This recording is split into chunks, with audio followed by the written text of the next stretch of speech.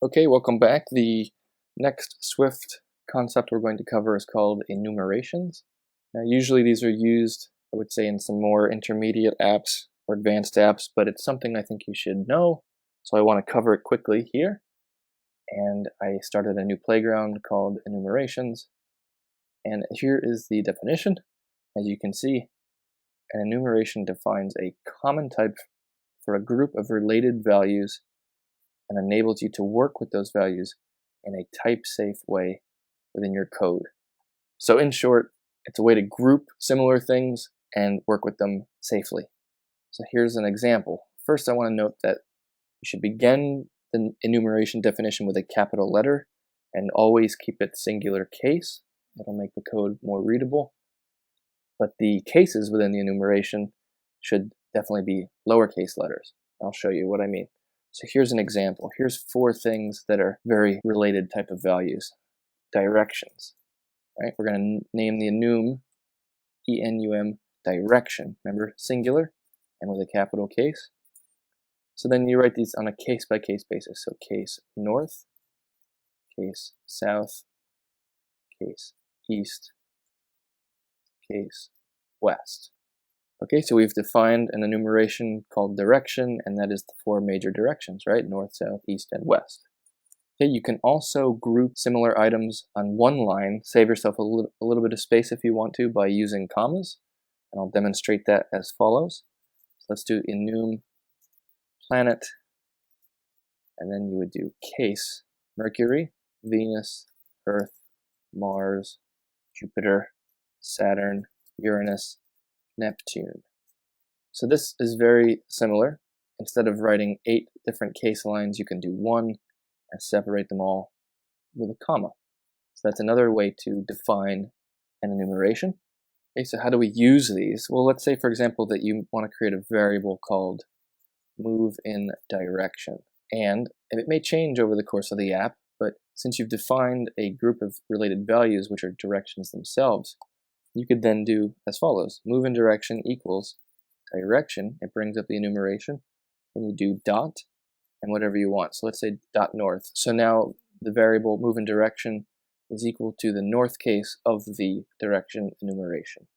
And it's very easy to change just by doing the following. Move in direction. Now you can save a step and just write a new one. Dot, let's just say west, because the compiler knows that move in direction is part of the enumeration. You can do it again if you want to. Move in direction equals, how about, let's go dot south. You can also use these in switch statements as well, so let's do an example. Let next planet equal planet dot Mars, because that's likely the next planet that we will be visiting with humans. So let's make a switch here. Switch next planet, case dot Earth. Let's print we live here already. Let's do case dot Mars. Print this is the next planet to visit. And then default. So if it's not Earth or Mars, we want it to say print this planet is too dangerous to visit. Okay, and let me just tab in my statement here to keep it tidy. Make sure you have all your colons the correct way.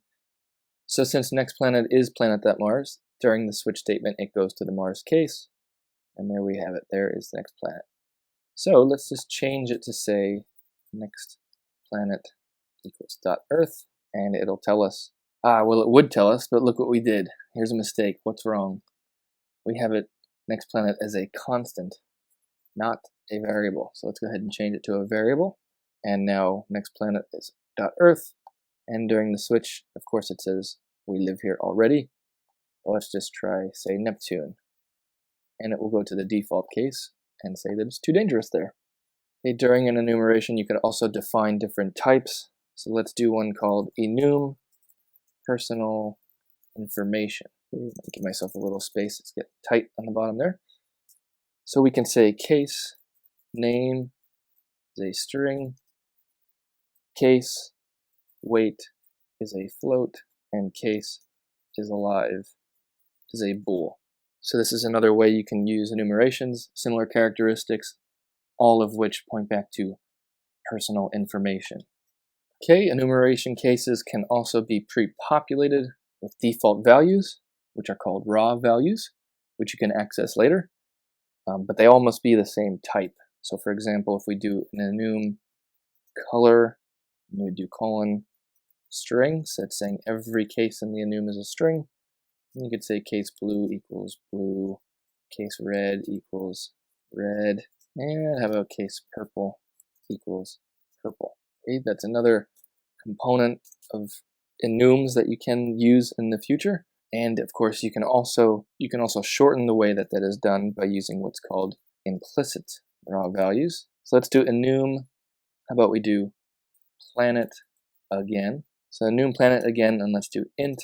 And you could do it all in one line if you want to. How about case Mercury equals 1, and then comma Venus, comma Earth, comma Mars, comma Jupiter, comma Saturn, Uranus, and comma Neptune. All right, so it's a nice way of putting less case lines and also less typing involved. So now if you want to access one of those things, how about this? Let's first define let Neptune's order. All right, so we'll say what's the order of Neptune? So let Neptune's order equal planet again dot Neptune dot raw value. The constant Neptune's order is equal to something in this enumeration, which is Neptune, and then it wants to know what the raw value of that is. So that's what that syntax is saying. And now you can say print Neptune's order, and lo and behold, we should see an 8, which we do. And you can access raw values in another way, so let's do this. How about let hottest planet equal? For those of you who don't know, the hottest planet is actually Venus. So let's do planet again, and then a parenthesis, raw value, and that is 2. So now hottest planet is equal to raw value 2 within the planet again enum, which is Venus.